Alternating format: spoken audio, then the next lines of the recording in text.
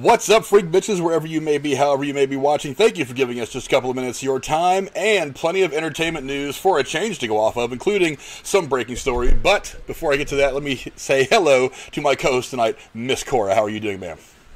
I'm great, Frank. Thanks for having me. It's exciting to have somebody with, two brain cells for everybody to talk to. Thanks. But while we get to that, let's see. There's 3 viewers, but only Cora in the chat so far. Hi to you guys. Get down in the chat and say something. Also, don't forget we're going to be giving away $25 in free gift certificates to the theater of your choice at some point tonight. But before we get to all that, some breaking news came out from Hollywood as Warner Brothers is deciding to shit all over movie theaters by sending almost, really their entire 2021 slate to HBO Max and theaters simultaneously. Now, as I've read it so far, and again, I haven't read a whole lot into this, so if I'm missing something, forgive me. But Warner Brothers is plotting a sweeping response to the ongoing COVID pandemic, which has shuttered movie theaters around the country after announcing that Wonder Woman 1984 will go to HBO Max as well as theaters on Christmas Day. The studio has laid out a path for its entire 2021 slate amid uncertainty about when moviegoing will get back to normal. Now, Cora, I know you don't go to movies probably as much as I do. I go at least once or twice a week. Yeah, I go at least once or twice a week. I used to prior to COVID. But this is a significant development in the way that people are going to be, at least Warner Brothers is going to be approaching the way that they're going to try to get their films out there for everybody to get their eyes on, while they're trying to wait for the theaters to get back to where they once were. Now, the movies involved here, well, the biggest ones anyway, it is 17 films is what they have planning on going out. They will hit HBO Max for a 1-month window that will start the same day that they will be available in U.S. theaters. And these are not small films. Some of them include The Suicide Squad, Matrix 4, Dune, Godzilla vs. King Kong, the new Space Jam sequel, and a bunch of other things like Tom and Jerry, the new Mortal Kombat movie, The Conjuring, The Devil Made Me Do It, so another Conjuring sequel, and a couple of other smaller ones, Cry Macho, the Many Saints of Newark. I don't even know what that's about. King Richard, their period piece. This is a pretty. That's a lot of movies. Yeah, this is their entire slate. Now, this is interesting to me. I personally, I've been to a theater one time. Well, I'm sorry, maybe twice in the calendar year of 2020. Once was to go see, I think, my 4th or 5th showing of Star Wars, and it was still in theaters in January before all this started. And then over the summer, I went and took my kids to go see Jurassic Park when they were showing the classics in. I'd love to do that. Yeah, we also saw Star Wars in the theater. Yeah, so you got to see those movies in theater. oh yeah, very much so. I'm curious if the theaters are going to get mad about it and start demanding that the production give them a shot at it before they stream it, like even a week, say give the theaters a week before they start streaming it on the streaming service or something to try to keep the theaters alive. Well, they're not happy about this, but the problem is the movie theaters don't have a whole lot to say about it. This isn't just something that Warner Brothers is doing of its own volition. This is actually something they've worked out with movie theaters. So movie theaters know this is coming. But the problem is movie theaters don't have a whole lot of choice. They've been losing money hand over fist since this whole pandemic started. I mean, AMC. You don't think they have at least a little bit of a say, considering that the Warner Brother folks make a ton of money off of the theaters? Well, the problem is Warner Brothers not making anything right now. It's not just the movie theater companies. I'm just saying in the future. I mean, this could shape, the future of. Well, look at how working from home has shifted. Now, people who never work from home are doing it and are probably going to forever because it's so much easier. What if this becomes the trend? I think this is probably something that helps in the short term. Because one of the problems that movie production companies are facing with this pandemic is not just getting the movies out so people can buy tickets to them. It affects their production schedules for years. I know Disney and the Marvel Cinematic Universe end up pushing their entire production schedule back almost 18 months. And that not only keeps, because then you run into a lot of problems. You run into scheduling conflicts with actors who have other projects going on outside of your stuff. You run into every day that you're not filming costs something like $11,000 or $10,000 or whatever it is for that specific movie. So you're losing money hand over fist every day that you're not actively shooting scenes for your production. So this is in part a way to try to start getting some income coming in from the stuff you had already shot pre-pandemic, and also a way to get your filming schedule back on track so that when all this stuff is over with, or at least to the point where you can start putting movies out again and people can feel comfortable going to movie theaters, you have something to show them in the first place. Because if you just stop all your filming for the course of this pandemic, you're looking at probably 2 or 3 years before you have at least another MCU level style of movie or one of those big productions. You can do the independent stuff and get it edited and put out there fairly quickly, but I mean, let's face it, those only make so much money. The MCU movies make enough money to cover the cost of making 3 or 4 smaller films. So that's why the MCU movies need to make money for these guys, not just so they can get fatter pockets. Not do this to the James Bond movie, Frank. Fuck that. I want them to put it in the theaters. Well, I don't want to have to watch it in my living room. Well, these movies are going out in theaters. The problem is that, for one, we don't know if they're going to be premium offerings like Disney tried to do with Mulan for Disney Plus. That really pissed a lot of people off. Nobody wants to pay for the streaming service and then pay another $30 to watch this movie. I still, to this day, have not seen the new Mulan, even though I was really excited about it, because I don't want to give Disney any more money. I'm already paying $8 a month for Disney Plus. If you're going to put it on there, let me watch it. Well, we have watched a couple movies off Amazon Prime rather than go to the theater, and it was a $20 rental because it was a brand new release. I watched The Invisible Man, that is actually tied to the same guy who is doing the Van Helsing movie somehow, or at least a production company. But anyway, so yeah, that was expensive, and it was nice to be able to watch it in the living room, but it's not the movie theater experience. Oh yeah, some movies need to be seen in the theater, but but this does ask the bigger question: is how long is it going to take for people to get comfortable enough to go back to the theater? Like I said, for the casual fan, I think it's going to be a long time. I think this first full year without the pandemic being kind of a big deal and chasing people away from the theaters, it's only going to be hardcore moviegoers like me and some of my friends are going to go regularly. I think a lot of the people that go to one movie a month, it's still going to be a year or so before they feel comfortable going to the theaters again.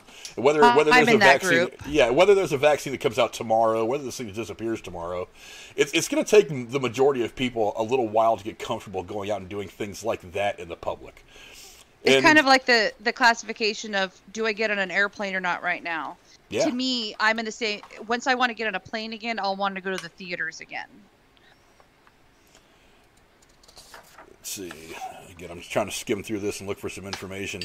Despite the word of coming vaccines, the company decided to put their entire 2021 slate on HBO Max after consulting with epidemiologists. Imric said the move was to guarantee as many movies as we could for the year for the global theatrical marketplace. I mean, I get it. I mean, you got to get your movies out there. The problem is at what point did they say, you know what, we're willing to take a big loss on all of these movies? Because some of these movies, like I said, they're not small. I mean, you're looking at Suicide Squad, which is looking to be a good amount of money. The Matrix 4, which a lot of people are kind of wondering about that one. I don't think it's going to be as good as a lot of people thought it would have, but people are still interested. Dune is something that sci-fi freaks are all over. That's a movie they've been working on for a year and a half. A lot of people have been wanting to see that movie, especially if you're a fan of the old school movie Dune or the books. Or the books, by the way, Frank. There's a whole series of books that are fantastic. I read a few of them, yeah. So it's got a huge fan base. It's waiting for that to come out. Godzilla vs. King Kong is a movie that's been in the waiting for a long, long time. That's going to be either good or bad, right? Yeah, I hope it's going to be good, because I actually liked the last Godzilla movie that came out. Space Jam is, I mean, it was going to be, it's going to make some money. It's not going to challenge, Avengers Endgame for the top spot all time, but it's going to make some money. And then to top it off, you have Tom and Jerry, which the kids' movies generally do pretty well. The Conjuring sequel, that whole series has actually done fairly well. I've never seen them. And the Mortal Kombat movie, which a lot of the heavy gamers, I mean, maybe we'll talk to Rose about this at some point.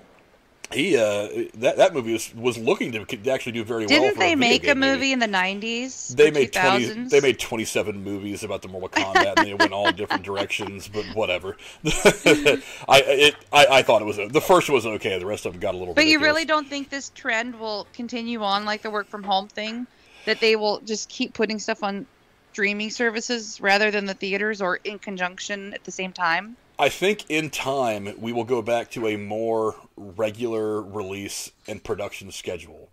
The question is how long does that take?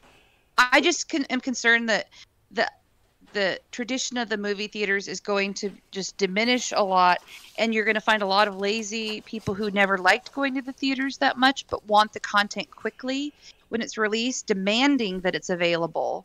But I guess if they still put in the theaters and still put on streaming services, everybody's happy.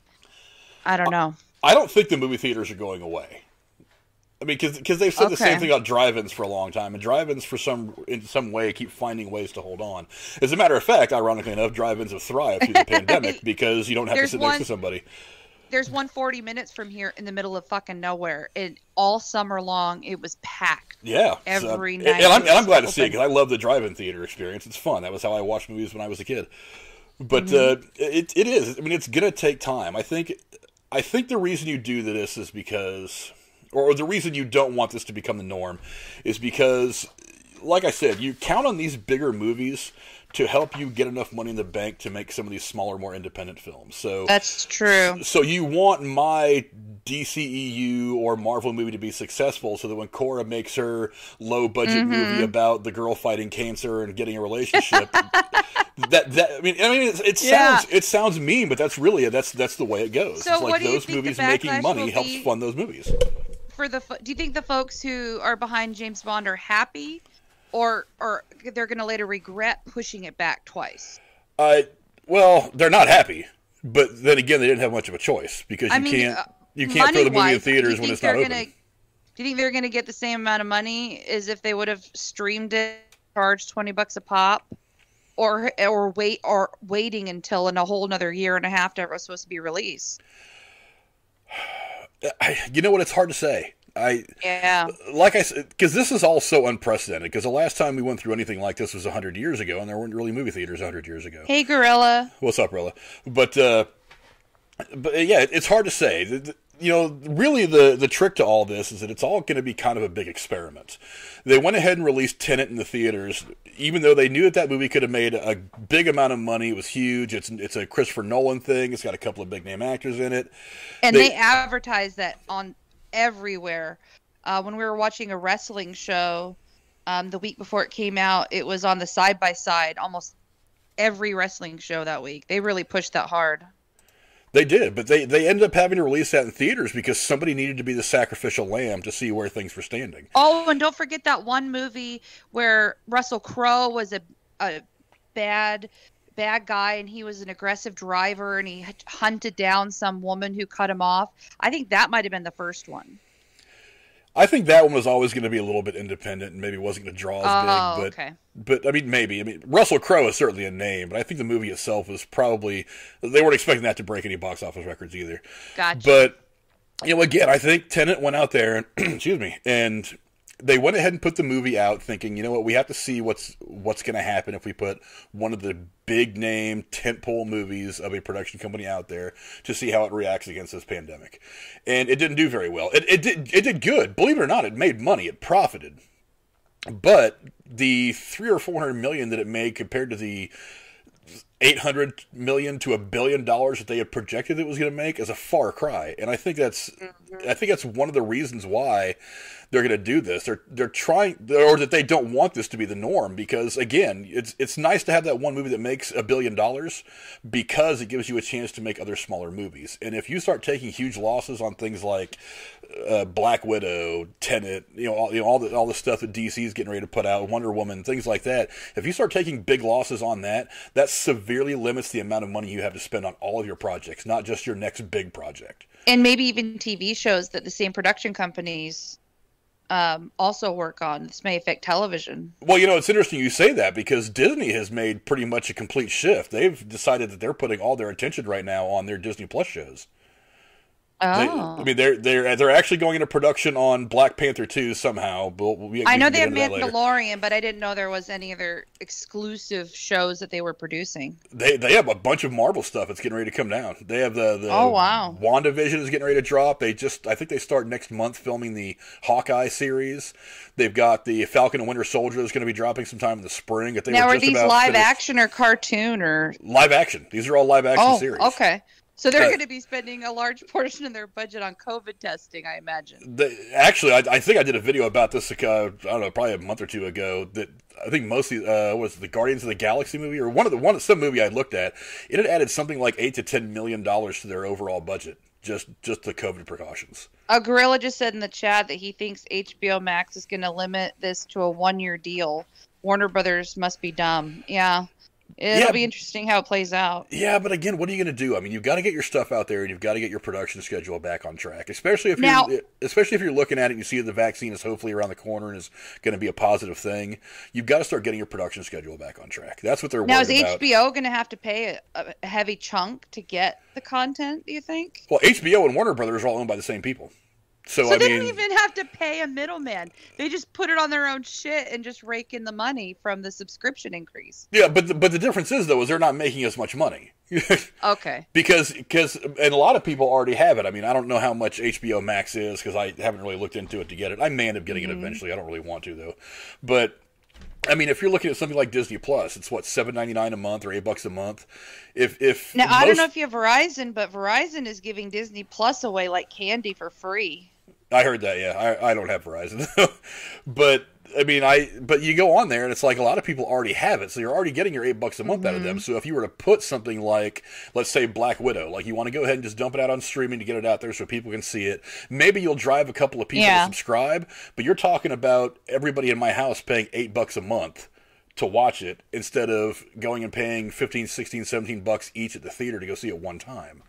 So you end up losing a lot of money per viewer, and that sucks because, like I said, you use the money from these big movies to help fund your smaller ones, and it's a rough road for them to be on right now. But I get it. I mean, Warner Brothers wants to get their stuff out there, and I'm glad because a lot of it I want to see. I mean, I want to see, as much as I didn't like the Suicide Squad movie we got a couple of years ago, I do kind of want to see this new one, Matrix 4. You do know that one's going to probably be another one of those love it or hate it. I just think it's so bizarre. They're just basically rewriting the original movie and changing a few things. Why didn't they just make it like a sequel? I have a very hard time understanding that. Because nobody liked the first movie. You don't want to sequelize a movie that nobody likes. I actually kind of liked the movie when it first came out, but the more I watched it, the more I hated it, so I just stopped watching it. I loved the Jared playing the Joker. Such a fantastic job as the Joker. Yeah, Jared Leto is definitely an interesting person to watch on camera. However you say it. I think it's Leto, but who cares? Who cares? Potato, potato. Either which way, I'm a big fan of his music. Exactly. But moving on. Actually, Casey, he thinks I'm Jen. It's me, Cora. No, Jennifer doesn't want to come on here. I had to fight her just to get her to come on and play Cards Against Humanity one time, and then she kept. Well, aren't you glad you did? She's kicking ass and kicking names. Eventually, yes. Oh, and by the way, and on the subject of Cards Against Humanity, I'm so excited. You guys should definitely tune in on Sunday to Derailed. You can find the link to Derailed in the description below of all my videos, including this one. Drew's got to call in the big guns to try to take this away from Jennifer. I have tried getting a couple of friends of mine to come on. My buddy Jeremy, who usually does a lot of videos with me, he's unable to stay up that late because he works crazy early in the morning, despite the fact that I even offered him money to even call off work. I was like, hey, I'll give you $20 in a movie ticket. Just don't go to work. That wasn't enough money. But, Aaron, who hopefully he'll be on. I mean, I don't think he's working Sunday, so hopefully he'll be on, and maybe I can get a hold of him between now and Sunday. I've heard of the Gina... I've seen her in the Discord, Gina, and there's some other guy's name that Drew is talking about. And there's some surprise player in the game. I'm curious who that is. I don't know. I'm not worried. I'm not worried.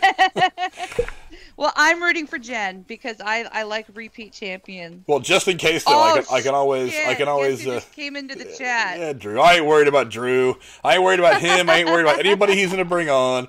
But hopefully, at least Aaron will pop on. That'll give me just that much more of a chance to keep the Cards Against Humanity Championship and the Harsh Truth stable. But we'll see what happens.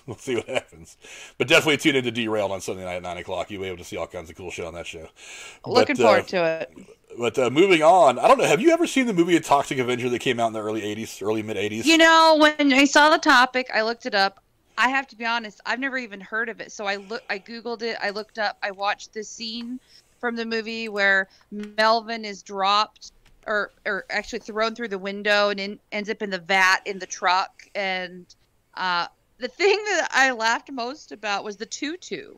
I mean, he's wearing a tutu when he gets thrown in, and you don't think that the tutu would get, destroyed, but then they show him later in the movie wearing the blackened, charred edges of the tutu, and it was hilarious to me. But yeah, I looked it up, and I didn't realize, but evidently this is a big thing. It was a movie, and then it was a musical production as a play, and then a children's cartoon series, and then there were 2 follow-up movies. And like with Vader in Star Wars, there were 3 people who played him. There was the original guy who played Melvin, Mark Hamill, and then there was a guy named Mitch Cowell, who was the actual physical body of Toxie in the suit with, the face makeup. And then the third guy was Kenneth Kessler, and he did the voice. And Gorilla Strong saying there were video games too. Cool. So I didn't realize this was such a all-encompassing, like, cultural iconic character, but it's very interesting. And my biggest question about having Peter Dinklage play is, are they going to address the height differential, or are they just going to restructure the whole character to being just a short guy? Well, all that's going to depend on writing. Right now, all I know is some of the stuff that I had read about this is Peter Dinklage is breathing new life in the 1980s cult property. He is joining the Toxic Avenger. It has been reported by The Hollywood Reporter. It's the reboot of the 1984 cult classic hit. It is described as a contemporary reimagining that will subvert the superhero genre. The original film, like Cora said, centered on a mild-mannered man named Melvin, who becomes disfigured after falling into a vat of toxic waste, and goes on to fight bad guys under the superhero named Toxie. The Toxic Avenger went on to be Troma's biggest hit, and the character became a mascot for the company. This is one of those 80s movies. You really do have to kind of see it. I will watch it. It's very weird. It's even got like touches of softcore porn in it at one point.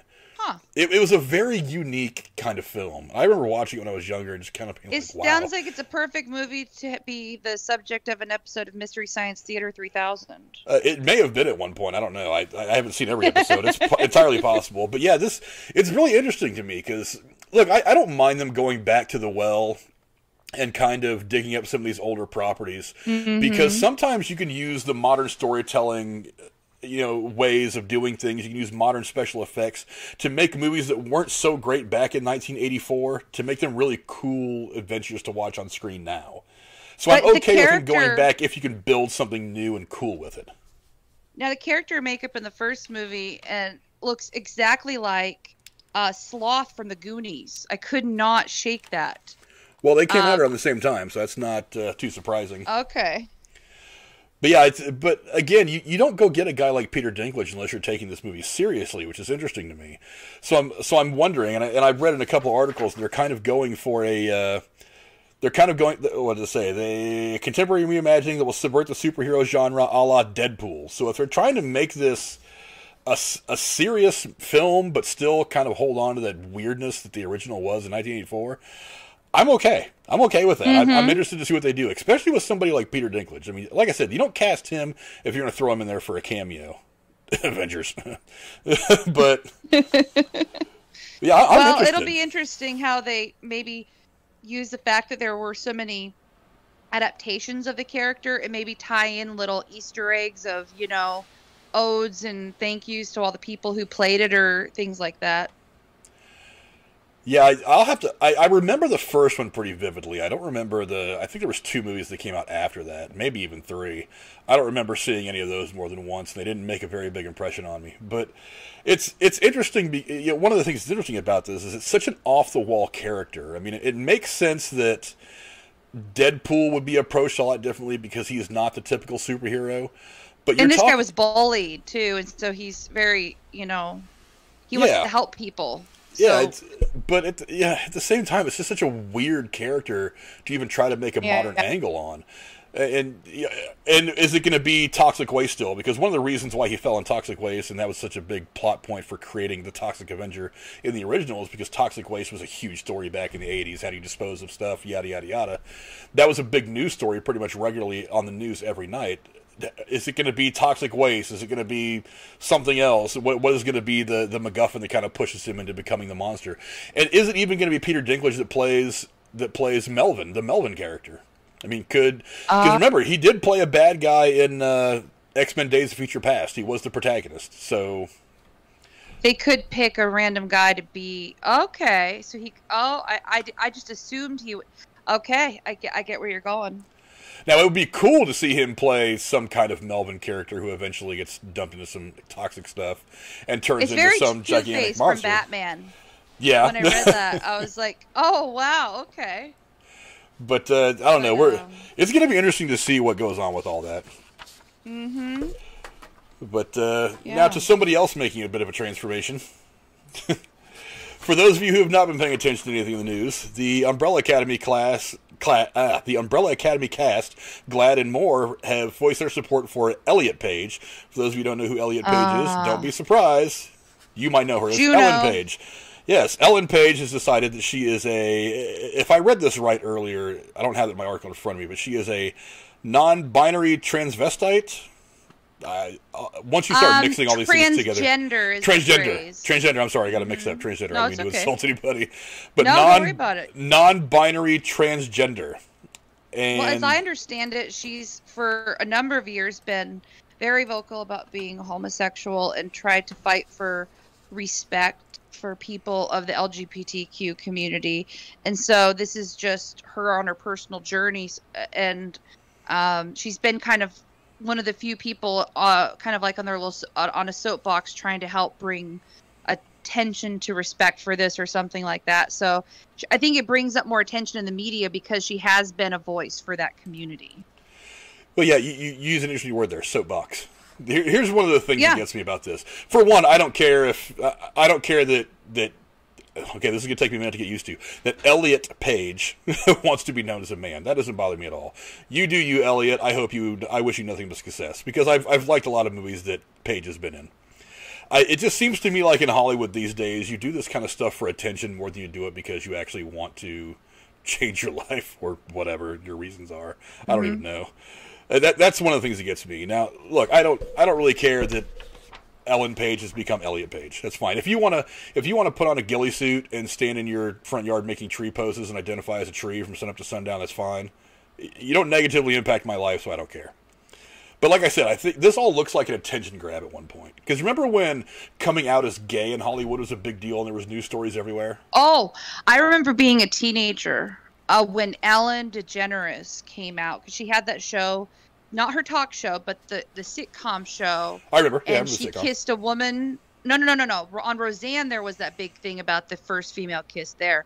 But when Ellen DeGeneres came out as gay, I remember not understanding what the big deal was, because I had grown up with a mother who had gay friends.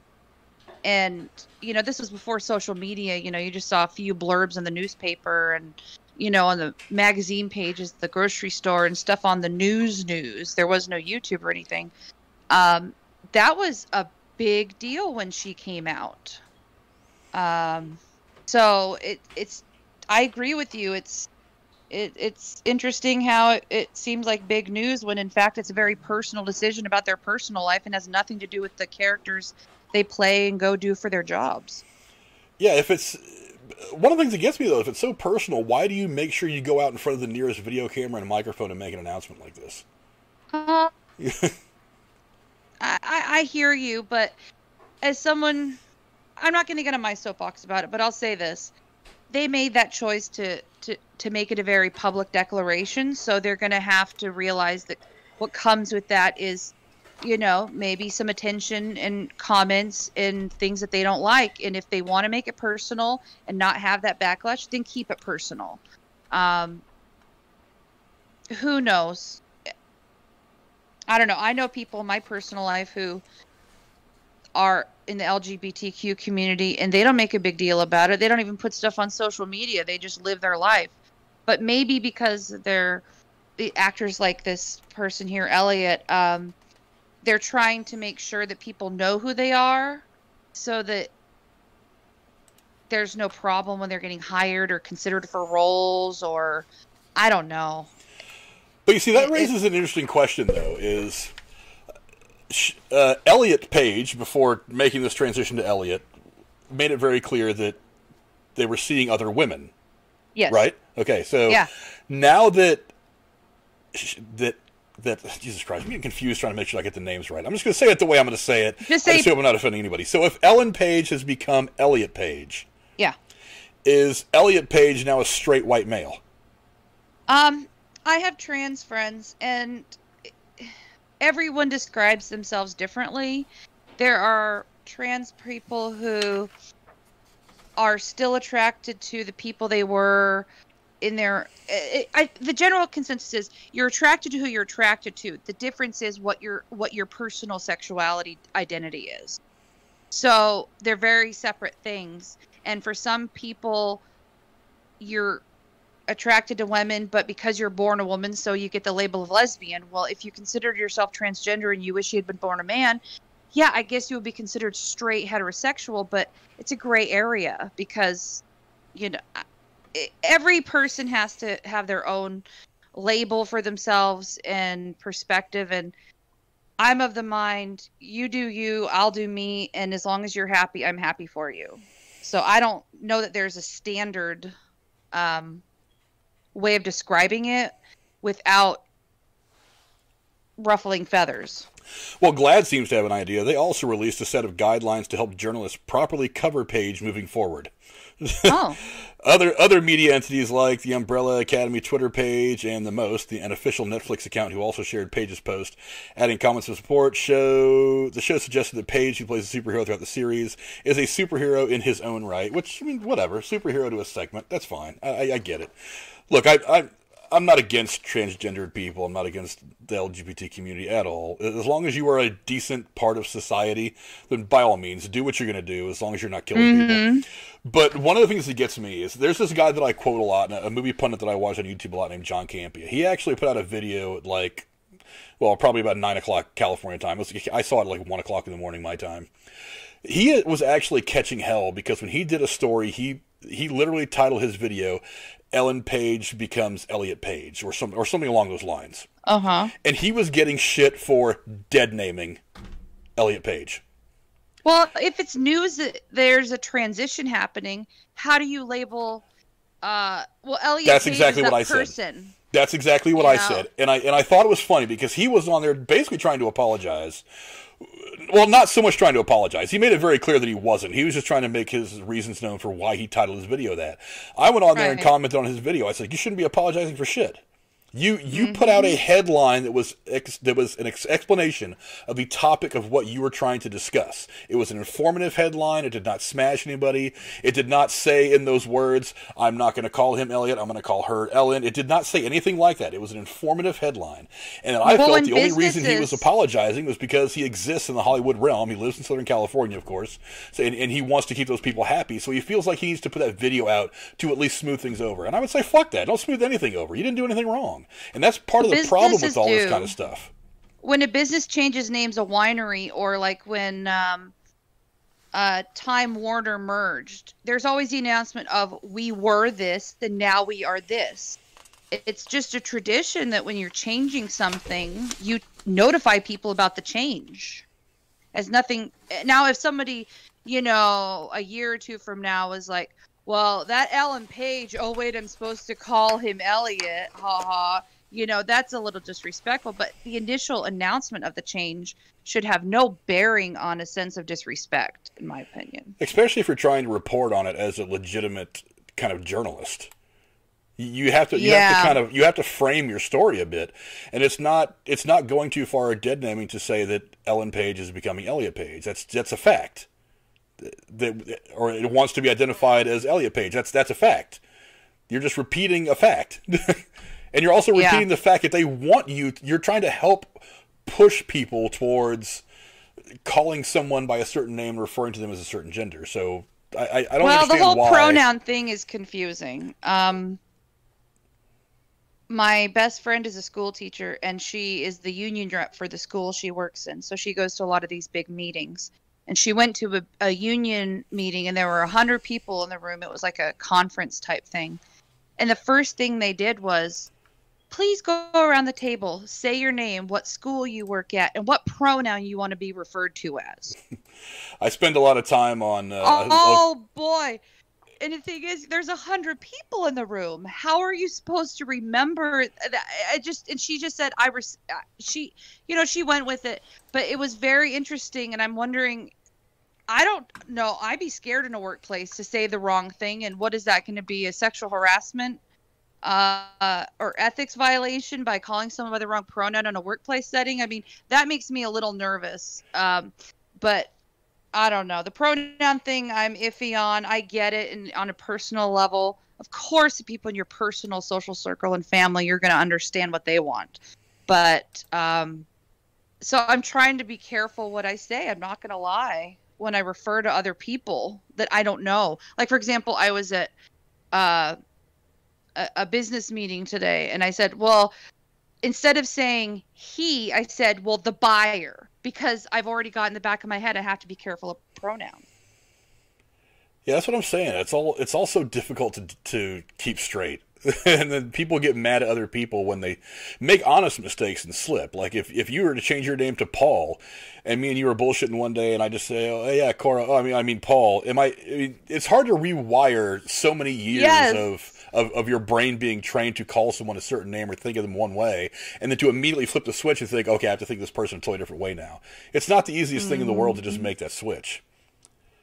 Yeah, Jabroni's right. He's making a reference in the chat about married women with their last name changes and things like that. It's just, yeah, I don't know. Labels, there's no right way to do it. That's my tagline. Yeah, I was talking to J-Man a long time ago on Drew's show, and I was asking him if he remembered about the time we were in high school, the big thing was no labels. Don't label me, man. I'm not any one thing or any just whatever. Just don't label me. I'm just me.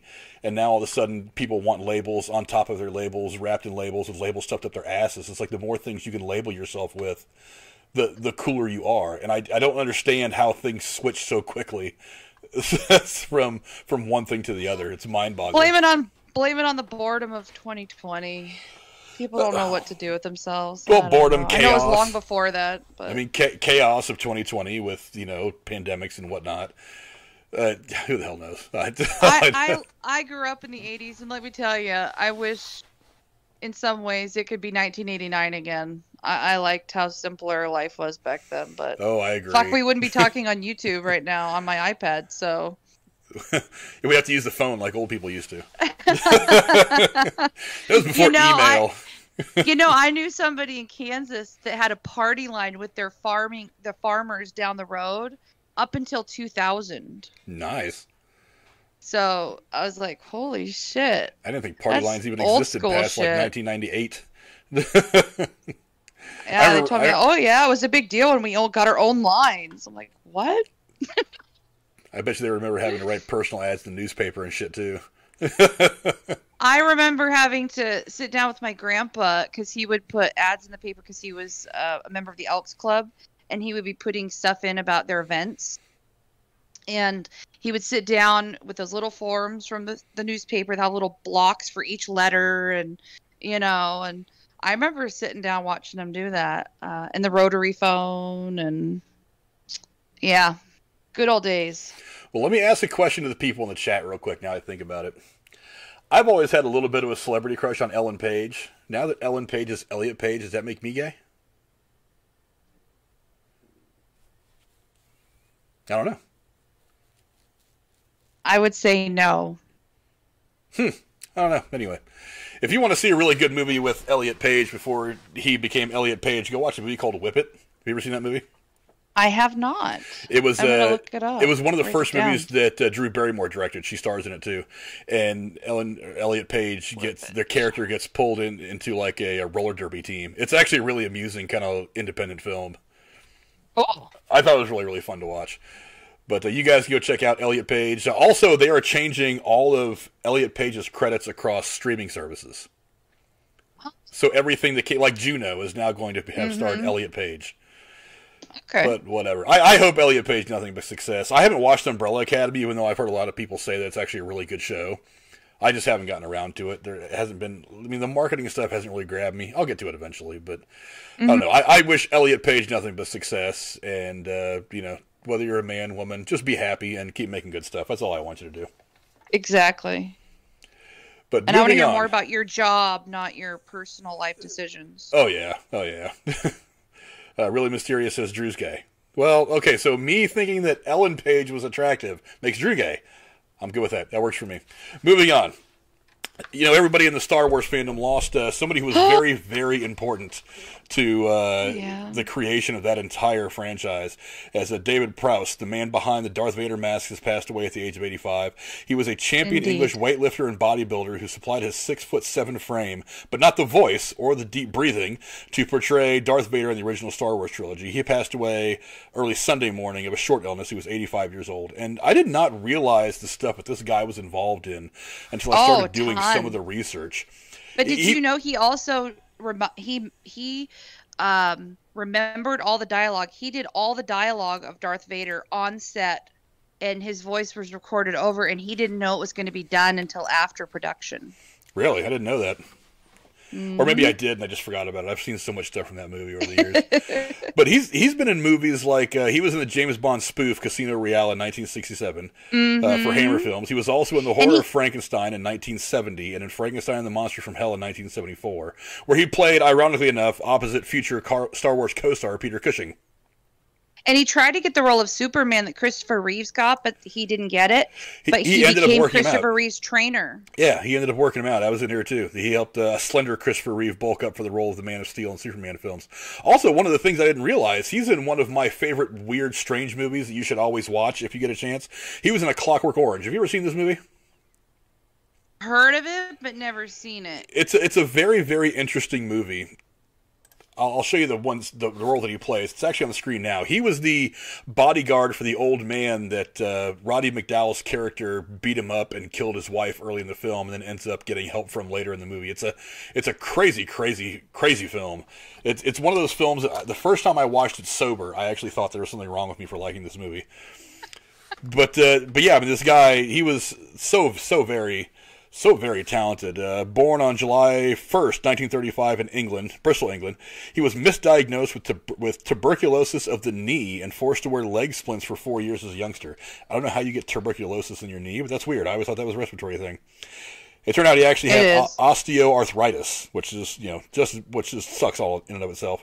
Mm-hmm. But he went on to compete for the Mr. Universe bodybuilding title in 1960 before capturing the British weightlifting championship 3 years in a row between 1962 and 1964.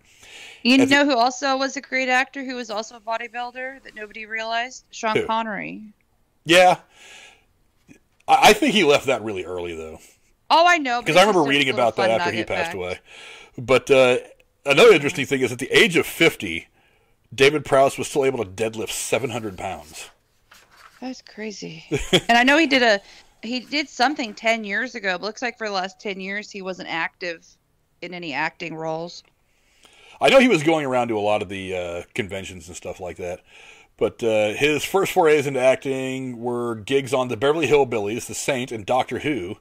And he went on to star as the Mighty Tonka in a toy commercial directed by Ridley Scott. Nice. And George Lucas had seen him in The Clockwork Orange and offered him a part in the first Star Wars film.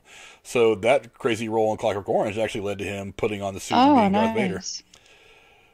Lucas said to me, "You've got a choice of two characters in the movie," Prowse recalled in a 2016 interview. He said, "There's a character called Chewbacca, which is like a huge teddy bear, or alternately, there's the main villain in the piece." Well, there's no choice, is there? Thank you very much. I'll have the villain's piece. So they gave him the choice to play Chewbacca. Well, I think he did a great job. He was very commanding, even in a physical sense, as Darth Vader. Not just in his size, but for sure he was directed. But I got to tell you, it was 2006, and I was in Seattle at the Pop Culture Museum, and I was just with one friend, and she went to the bathroom, and I was waiting for her in this one room. Tuesday afternoon, nobody's there. And this specific room was very darkly lit. It was a room where they had the hat from the Wicked Witch from Wizard of Oz in, and I came around a corner not knowing what was there, and all of a sudden right in front of my face is the Darth Vader suit puffed out in full, as if there's Darth Vader standing in front of me with a white light behind it, and I about had a panic attack. I was like, oh, and it was as if I had been transported into the movie, as if he could reach out and touch me. It was, and I wish I could have taken a picture. They don't allow pictures, but It was a pretty cool experience. So I like to think in my mind that I got to be in front of Darth Vader. I could have swore I'd pulled that picture out that you sent me to show. I don't know what the hell I did with it now. Oh, that's okay. It was more than anything just to show you. But yeah, glass case with in this case it was just standalone in the center of a room with 3 or 4 other exhibits around it, like a little island. It was cool. I wish I could have got a picture of it, but they had security walking around making sure you weren't taking pictures. I don't know why, but that's weird. I never understood why you wouldn't want somebody taking pictures in a museum. I thought the same thing, but Paul Allen, the guy who passed away, who used to own the Trailblazers and the Seattle Seahawks, ran it. So, I don't know. Really Mysterious in the chat says, try watching Clockwork Orange, a Rocky Horror Picture Show sober. Rocky Horror Picture Show is not nearly as weird. As weird as that movie is, Clockwork Orange is very, very strange. Clockwork Orange, a woman gets beat to death with a giant porcelain dick. I don't know if I want to watch that sober, but I will. Next time I'm tipsy, Frank, I will look it up. You got to think, this is Clockwork Orange was based on a book that was banned in Europe until, I think, the 80s. What year was it made? The book came out in 60-something, I think. Mm-hmm. And the movie came out in the 70s. But the movie was banned in I think in England, maybe all of Europe until, I want to say, like up to like the 1990s. But not here. Not here, no. The movie is very. I mean, there's like a rape scene. There's all. Wow. It's a very, very crazy movie, and I've heard that the movie actually isn't nearly as screwed up as the book. But maybe. Oh, that's the same thing with Wizard of Oz. The book is dark and not very pretty like the Disney-ish version. But yeah, it's interesting how book and movie adaptations can be so similar or complete polar opposites. And like with Game of Thrones, I was so excited that the writers behind the show just took it upon themselves to say, we're not waiting for the next books. We're going to go with it. And they actually made it better, I think, than the previous seasons with the books. So I love when you see adaptations, and especially if you've read the book and then you watch the movie or the TV series and you get to see the alternate universe of what you read. Yeah, but David Prowse, a very interesting guy. He was the subject of a very popular 2015 documentary, I Am Your Father, and a script for an unproduced movie about his life titled Strong Man appeared on the 2017 Hollywood Blacklist, which is kind of interesting. Because the Blacklist is voted on every year by people in the entertainment industry, for those of you who don't know. It's the list of the best unproduced movie scripts in Hollywood. Actually, some movies have been made from the Blacklist. I think the 47 Meters, with that shark movie that came out a couple years ago, was on the Blacklist for a while. So those are the best unproduced scripts in Hollywood, is what the Blacklist is, and he was on there. But yeah, definitely rest in peace to him. A great, fantastic part of Star Wars history, and that possibly being arguably the best franchise ever. Maybe not, depending on how you look at it and what your age group is. But yeah, it's definitely. He left his presence to be remembered for sure. Well, I like actors that can act with more than just dialogue. One of my favorites. There's a movie I like called Hot Fuzz. Have you ever seen it? With Yes, I've seen it 10 times. Well, his girlfriend in the beginning of the movie, that's actually Cate Blanchett. Oh, that's right. But the reason why she's so good in that scene is because she's very good at acting with her eyes, and the way that people can act with their body. It's one of the reasons why I like The Mandalorian, despite the fact that you don't see his face at all. His mannerisms, the way he acts with his body, and those slight little motions are what help you understand where his character's at. And they really work at his tone of voice too, how he says what he says, what little he does say. Yeah, and the way that he was able to bring that character to life just with body movements.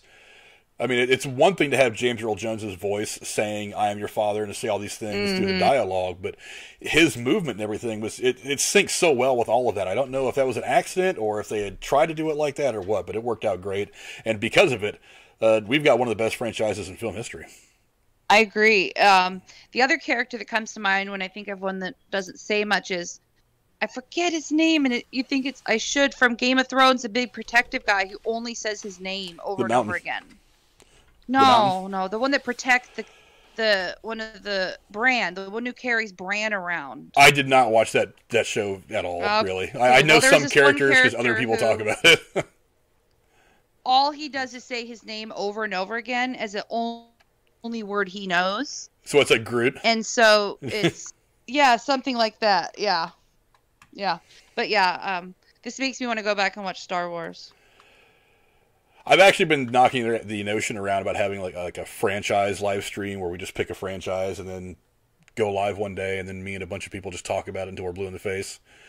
That'd be cool. That might be a good place to start, is something like that. Mm-hmm. But we'll do that eventually. But now, time to give away some movie tickets. I still have not figured out a way to put this wheel on the screen while spinning it. So, I am just going to spin it and hope that you guys believe. There's only 3 people on the wheel anyway. There is Cora, my wonderful co-host tonight, my girlfriend Jennifer, and Gatekeeper Drew. Those are the 3 that have become patrons by the time I started this stream. So it's going to be one of them winning $25 in free movie tickets. And I'm just going to spin it. Let me open it up a little more so that I can see who wins. And we're going to see. I can tell you who I don't want it to be. I don't want it to be Jennifer. Here's why. You get to go with her. Well, the thing is Jennifer. I think Jennifer's paid for one movie since her and I have dated.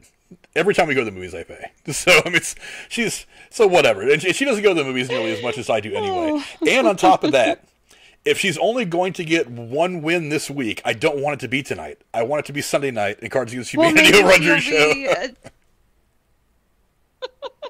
Okay. So I don't want her to burn her win tonight. I would much rather see it go to anybody other than her. But we're going to find out here in just a second. Let's go ahead and spin this wheel. Let me...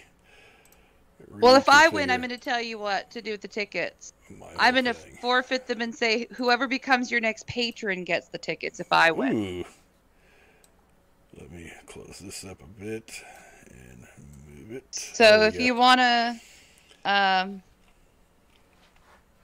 if I win and you want some movie tickets, you better hurry up and get on Frank's Patreon. Damn right. All right, let's spin this wheel and see what happens. I don't want Jennifer to win. Not Jennifer. Not Jennifer. Not Jennifer. Not Jennifer. It is Gatekeeper Drew of all people. Damn it.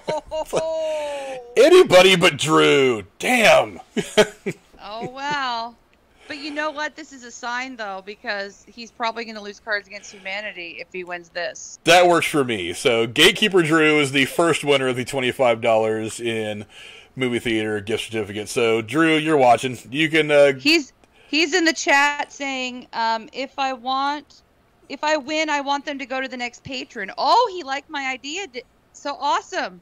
So whoever becomes your next Patreon member gets the movie tickets. Check then both Cora and Drew were very, very generous with the way they were approaching this thing. So the next patron, the next person to sign up on Patreon gets $25 in free movie theater tickets.